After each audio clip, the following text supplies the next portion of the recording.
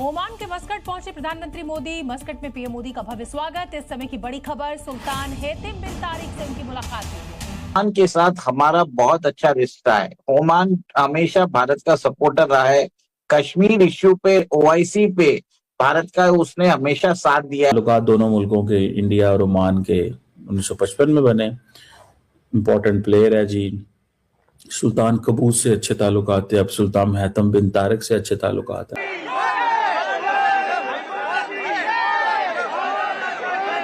और उन्होंने ये स्टैंड दिया है कि बायलैटरल एग्रीमेंट है बिटवीन इंडिया एंड पाकिस्तान, उसी हिसाब से इसको हमें एक तरह से रिजॉल्व करना चाहिए। ओमान बहुत ही इंपॉर्टेंट है इंडिया के लिए। कभी मुझे कभी उसके लिए क्राइसिस पैदा हो तो मेरे बायलैटरल रिलेशंस ऐसे हों कि ये अपनी वो उनकी वजह से इंडिया फायदा उठा सके। ब्रेकिंग न्यूज आ रही है कि नरेंद्र मोदी जी अपने तीसरे दौरे यानी कि ओमान जो है वो पहुंच चुके हैं। जी हाँ, और इतना ही नहीं, वहां पे उनका काफी ज्यादा भव्य स्वागत किया गया है, जैसे पिछले 2 देशों में किया गया था। नरेंद्र मोदी जी का रेड कारपेट वेलकम एंड बहुत अच्छा शानदार स्वागत जो है वो वहां पे किया गया है। मस्कट के एयरपोर्ट पे नरेंद्र मोदी जी पहुंचे और ओमान के डिप्टी प्राइम मिनिस्टर ने उनका जम के स्वागत किया।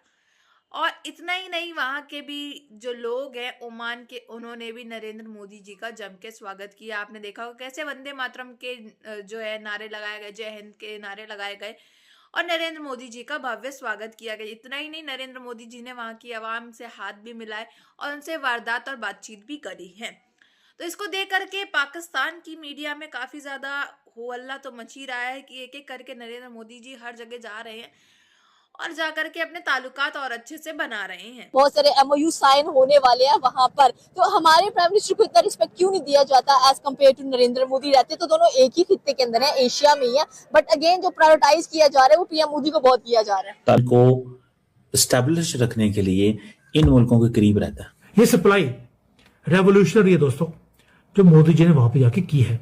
एक तो जो हमारा ये जो डिपेंडेंसी थी कभी चाइना के ऊपर, कभी अमेरिका के ऊपर, कभी रशिया के ऊपर, वो खत्म हो गई। अब ये कंट्रीज हमें ब्लैकमेल नहीं कर पाएंगी। और दूसरा, जो हमारे एग्रीकल्चर के लिए जो हमें फर्टिलाइजर चाहिए, हमें इंपोर्ट करना पड़ता है, वो भी हम भारत में बड़े आसानी से कम दाम में हम बना सकते हैं। खबर, ओमान पहुंचे हैं पीएम नरेंद्र मोदी। मस्कट में उनका धमाकेदार स्वागत हुआ। इस वक्त की बड़ी खबर, ये आखिरी देश, फिलहाल 3 देशों के दौरे पर प्रधानमंत्री थे और ओमान में ही प्रधानमंत्री का ये विदेश दौरा संपन्न होगा। मस्कट में धमाकेदार स्वागत की तस्वीरें आप देख रहे हैं। इम्पोर्टेंट प्लेयर है जी।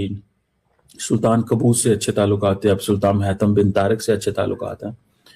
हमारे, आपको पता है ये जो गवादर पोर्ट है, जिसे हम गवादर कहते हैं, ये इलाका पाकिस्तान ने ओमान से लिया था, खरीदा था। उन्होंने उस वक्त दे दिया कि ये हमसे कहाँ मैनेज होना है। ठीक है जी। अब ओमान की तो इंडिया की जो ट्रेड है वो कितनी लंबी चौड़ी नहीं, 8-10 अरब डॉलर की ट्रेड है, लेकिन ओमान बहुत ही इंपॉर्टेंट है इंडिया के लिए। मेरे ख्याल में इसकी जो बड़ी वजह है ये नहीं है कि इसमें तो कोई शक नहीं है कि पाकिस्तान फौजी लिहाज से बहुत आगे है और हमने इंडिया को पहले आज से 300 साल पहले किस तरह की चीजें थी। हम एक नई सिचुएशन में आए, ना हमारे पास कॉन्स्टिट्यूशन, ना पूरी डेमोक्रेसी आ सकी, ना सिस्टम चला, और ऊपर आपके फिर डिक्टेटर आ गए, ऊपर आपके ग्रेट पावर कंपटीशन आ गया। ओमान के साथ अब बहुत ज्यादा इंडिया ने मिलिट्री एक्सरसाइजेस भी की हैं। एक नसीम अल बहर थी, अल नजा थी एयरफोर्स के हवाले से। फिर जो कुछ पोर्ट हैं, जो एक पोर्ट है दुकम पोर्ट, वो इंडिया के लिए बड़ी इंपॉर्टेंट है, इस स्टेट ऑफ हार्मोस के करीब है। इंडिया अपनी नेवल प्रेजेंस वहां पे रखना चाहता है ताकि, और दूसरा ये है कि चाइना को भी काउंटर बैलेंस करना चाहता है वेस्टर्न इंडियन ओशन के अंदर। तो खुद तो क्या, इसकी फैमिली भी सारी, हर बंदा अब तो नारे भी लगा रहा है ये चोर हैं, ये चोर साहब हैं। अच्छा सर, आप इनको जस्ट अ मिनट सर, आप इनको चोर कह रहे हैं, आप इनको चोर क्यों कह रहे हैं? मैं इसीलिए चोर कह रहा हूँ क्योंकि पूरी दुनिया को पता है, मैं अकेला चोर नहीं कह रहा। मेरे जो पाकिस्तान के कोई 70 से 80% जो आवाम है ना, वो इसको चोर ही कहती है। तो इसलिए मैं अपने मुल्क के साथ वही चीज़ एक that is something which I can see. अब इंडिया कहता है जी कि ओमान तो हमारा ट्रस्टेड पार्टनर है, ट्रस्टेड सिक्योरिटी पार्टनर है। Basically the more India gets closer with Oman, there is a tension in Pakistan. आपको पता है गवादर से ओमान जो है वो वैसे ही नजर आता है, आधे घंटे की फ्लाइट कि 20 मिनट की। गवादर से ओमान यानी कि 20-25 मिनट में, 30 मिनट में आप फ्लाइट लें तो आप पहुंच जाते हैं वहां पे, ओमान पहुंच जाते हैं ग्वादर से। तो आप इमेजिन कर सकते हैं कि India, why is India so close, की सलाहियत का, और जिसका पूरी दुनिया ने एतराफ़ किया है। मगर जो हमें दूसरी मुश्किल नज़र आती है वो है हमारी तिजारत की, कि अगर एक चीज़, एक प्रोडक्ट फ्रांस बनाता है और वो भेजता है इंडिया, तो वहाँ पर तकरीबन 1 अरब से ज़्यादा लोग उसके कस्टमर हैं। ओके। जबकि यही चीज़ अगर पाकिस्तान आती है तो 24 करोड़ आवाम उसके कस्टमर हैं। तो एक बहुत बड़ी मार्केट है इंडिया, जो कि पूरी दुनिया को अट्रैक्ट करती है। वो अभी हमारी तरफ इतने नहीं आए, जबकि ट्रम्प की वजह से थोड़ा बहुत हमें फेवर इस लिहाज से मिला है। वो एक रिकग्निशन हासिल कर ली इस चीज़ ने। आपको क्या लगता है आखिर क्या रीज़न है कि प्राइम मिनिस्टर ऑफ इंडिया को इतना ज़्यादा जो है वो रिकग्निशन मिल रहा है थ्रू आउट द वर्ल्ड? देखें, पहली बात तो ये है कि अगर खुद की करेंसी में ट्रेड करनी है ना, तो आप कोई भी मुल्क है ना, तो उसको अमेरिकन ब्लॉक छोड़ना पड़ता है, ऐसा ठीक ही है, है, true। वरना आपको डॉलर पे ही ट्रेड करना पड़ेगा, ऐसा ही ठीक है। है, अगर उन्होंने वो ब्लॉक छोड़ा है तो मैं भी एक रीज़न ये हो कि वो काफ़ी टाइम से इस चीज़ के ऊपर काम कर सही रहे हैं है। कि हम अपनी करेंसी में ट्रेड करें, ठीक है। और वो इनके इस डिसीजन को पूरी तरह चाइना और रशिया बैक कर रहे हैं। ठीक है जी। सो मैं अब जब ये ओमान के जो मोदी साहब का जो विजिट है उसको जब मैं देखता हूँ तो मुझे ऐसा लगता है कि इंडिया जो है वो हर कीमत पे अपने ताल्लुकात को अच्छे रखना चाहता है, और वो नहीं पीछे हटना चाहता, ठीक है ना जी। तो ये चीज़ जो है वो दैट इज़ वन थिंग जो मुझे नज़र आ रही है और मैं उसको देख भी रहा हूँ।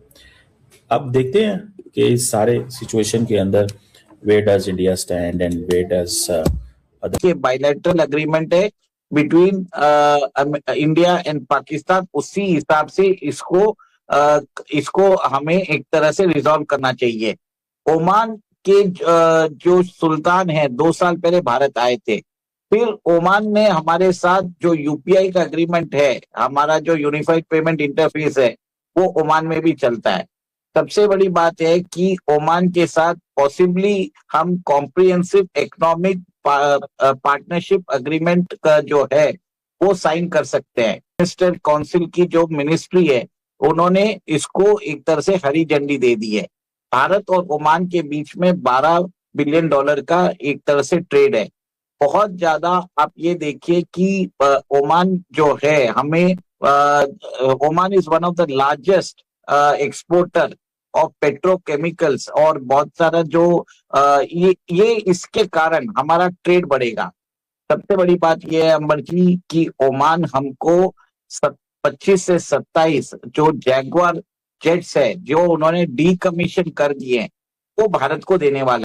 जैसा कि आपने आगे क्लिप्स में देखा कि किस तरह से खबरें सामने निकल के आ रही है कि नरेंद्र मोदी जी अपने तीसरे दौरे यानी कि ओमान पहुंच चुके हैं। मस्कट के एयरपोर्ट पे उनका भव्य शानदार स्वागत किया गया।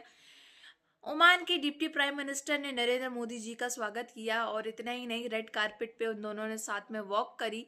और आगे आने वाले जो मीटिंग्स होंगी वो ओमान के अंदर नरेंद्र मोदी जी की वो ट्रेड को लेकर के हो सकती हैं, बायलैटरल ट्रेड्स को लेकर के हो सकती है। और ये चीज़ पाकिस्तान के लिए काफ़ी बड़ा खतरा है, क्योंकि धीमे धीमे भारत के ताल्लुकात जो है वो हर एक मुल्क के साथ बहुत अच्छे और स्ट्रांग होते चले जा रहे हैं, और नरेंद्र मोदी जी एक एक करके हर जगह के विजिट ले रहे हैं।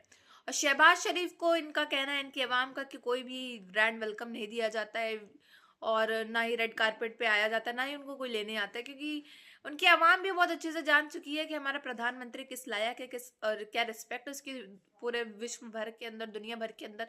तो इस वजह से उसको रिस्पेक्ट क्यों नहीं मिलती है। और वहीं नरेंद्र मोदी जी की बात की जाए तो नरेंद्र मोदी जी और पाकिस्तान के प्रधानमंत्री का कंपैरिजन तो करना, सूरत-ए-हाल जो है काफ़ी तशवीशनाक हो गए हैं पाकिस्तान के लिए। जिस तरह से नरेंद्र मोदी जी का आए दिन दौरे इधर उधर, इंटरनेशनली नेशनली, तो देख करके इन लोग को काफ़ी ज़्यादा तकलीफ हो रही है कि आखिर क्यों हमारे प्रधानमंत्री जाते हैं तो हमारे तो इशाक डार, जैसा कि आप जानते हो, गए थे तो हमारी तो कार में चेकिंग करवा ली गई थी, कहीं बॉम्ब बूम ना रख के आ गए हूँ, हमारे यहाँ धमाका ना करके चले जाए। तो ये चीज़ें देख करके इनको काफ़ी ज़्यादा तकलीफ होती है कि आखिर ऐसा हमारे साथ पार्शलिटी क्यों होती है। लेकिन ये अंदर ही अंदर इनकी आवाम अच्छे से जानती है, और आपने क्लिप में देखा होगा किस तरह से इनकी आवाम का भी कहना है कि हमारे प्रधानमंत्री कहीं भी जाते हैं तो भाई भीख का कटोरा लेकर के जाते हैं, और भीख तो जरूर मांग के आएंगे। अगर नहीं मांग के आए तो फिर तो इन लोग के जो जाना हुआ वो तो बिल्कुल रद्द हो गया, एकदम बेकार ही हो गया, क्योंकि जिस वजह से गए हैं, जिस मकसद से गए हैं, वही नहीं करके आए तो कोई फायदा नहीं है वहां जाने का।